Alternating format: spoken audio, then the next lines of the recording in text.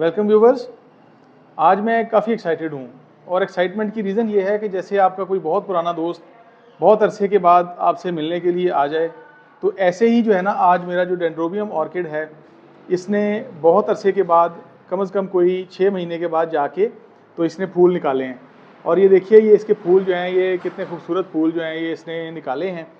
और इसको हमने कैसे रिपोर्ट किया था, जब हमने इसे बाई किया था स्टोर से, और फिर हमने इसके लिए जाके जंगल में पाइन बार्क भी कलेक्ट की थी और कुछ चारकोल कलेक्ट किया था, और फिर हमने इसको इस क्ले पॉट के अंदर हमने लगाया था और क्ले पॉट भी हमने वहाँ से बाई किया था। तो इसकी बहुत सारी एक्सटेंसिव केयर जो है, उस केयर के बाद जाके अभी जो है इसने माशाल्लाह फूल निकाले हैं और ये फूल इसके बहुत खूबसूरत हैं।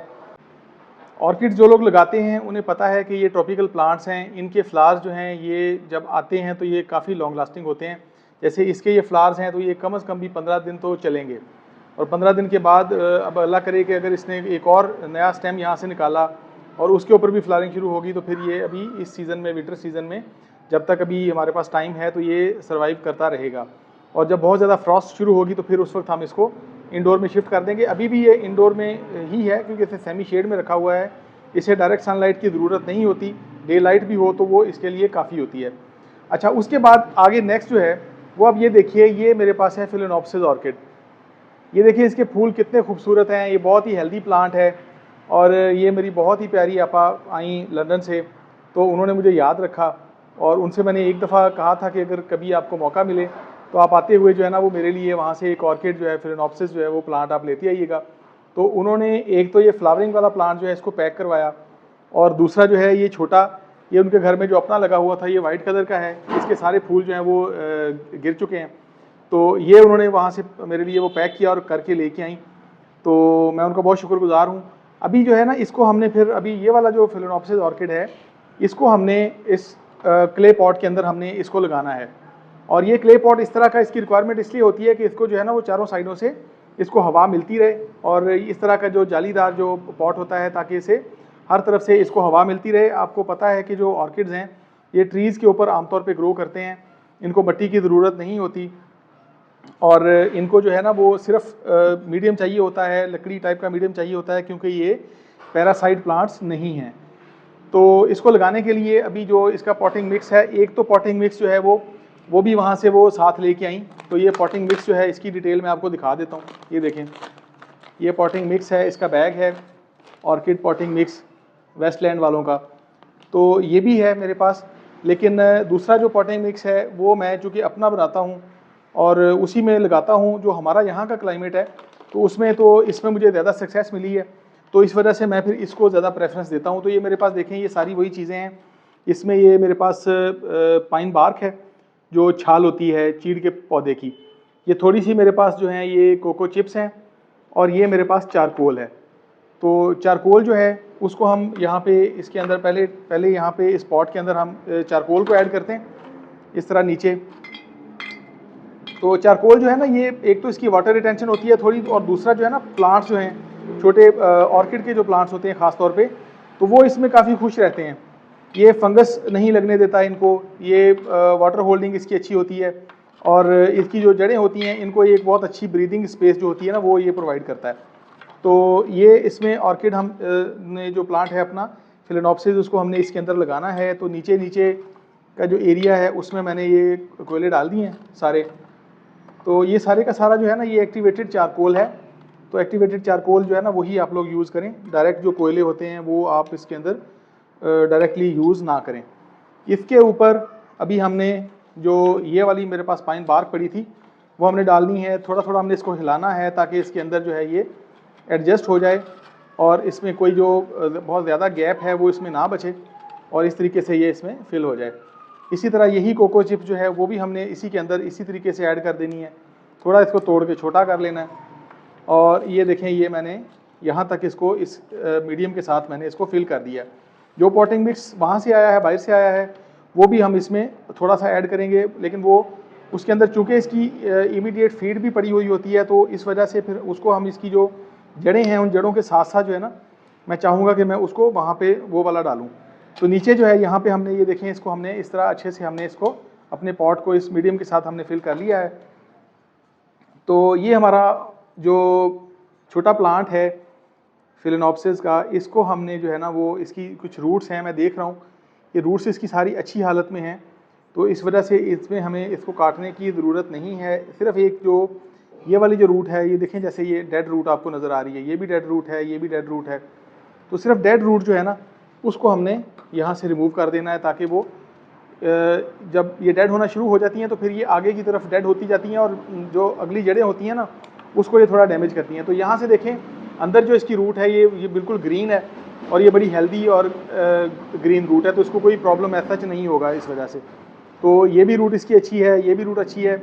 इसकी जो रूट्स होती हैं ना उनको सिर्फ प्रेस करके आपने देखना होता है कि इसको दबा के देखें, अगर ये नरम नहीं है तो इसका मतलब है कि ये हेल्दी रूट्स हैं और पौधा जो है वो बिल्कुल ठीक है और वो बहुत अच्छे तरीके से सर्वाइव कर लेगा। तो अभी सफ़र करते करते इसका ये एक जो लीफ है ये काफ़ी डैमेज भी हो गया और पीला भी हो गया, लेकिन अभी फौरी तौर पे मैं इसे रिमूव नहीं करना चाहता, लेकिन चूँकि ये पीला हो चुका है तो फिर इसे भी हमें काटना पड़ेगा। तो इसको जो है मैं कोशिश करता हूँ कि मैं इसको इसी तरीके से हाथ से ही इसको रिमूव कर दूँ, ताकि इसमें जो फर्दर जो जर्म्स हैं वो टूल के साथ इसमें ना लगें। तो ये मुझे इसको रिमूव करना पड़ा,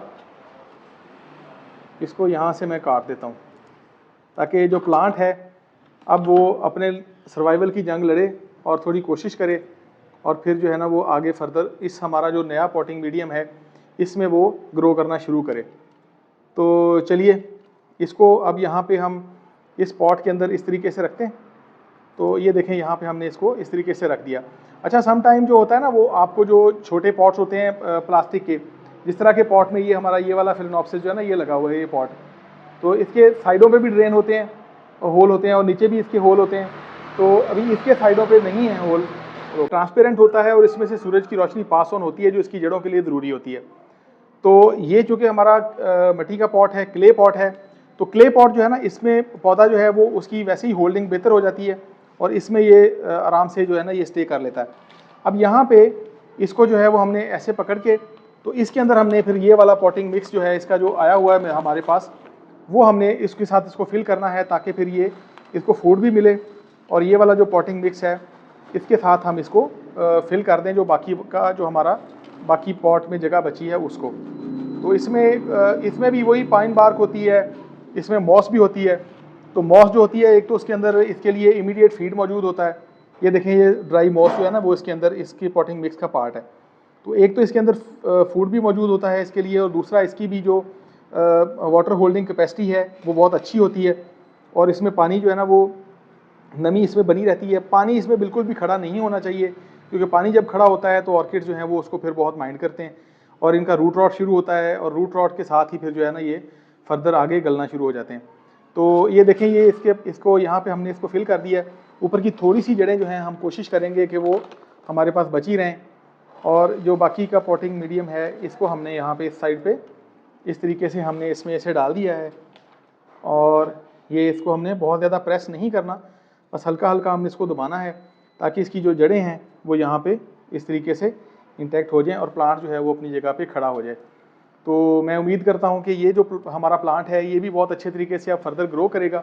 अभी इसका जो फ्लावर हैं वो यहाँ से इसके ख़त्म हो चुके हैं, तो अभी फौरी तौर पे जो है ना इसके फ्लावर्स आने के फर्दर आने के चांसेस नहीं हैं।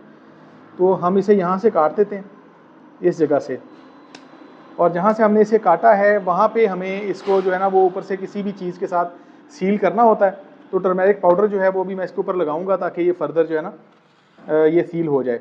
अच्छा, यहाँ पे ये देखें ये इसकी जो किकीज़ हैं, तो इस किकीज़ में से प्लांट निकलने के चांसेस हैं। मैंने इसको हल्का सा जो है वो यहाँ से मैंने इसको इसके जो ऊपर का फ्लैप है इसको मैंने रिमूव कर दिया है ताकि उसकी ग्रोथ यहाँ से शुरू हो जाए।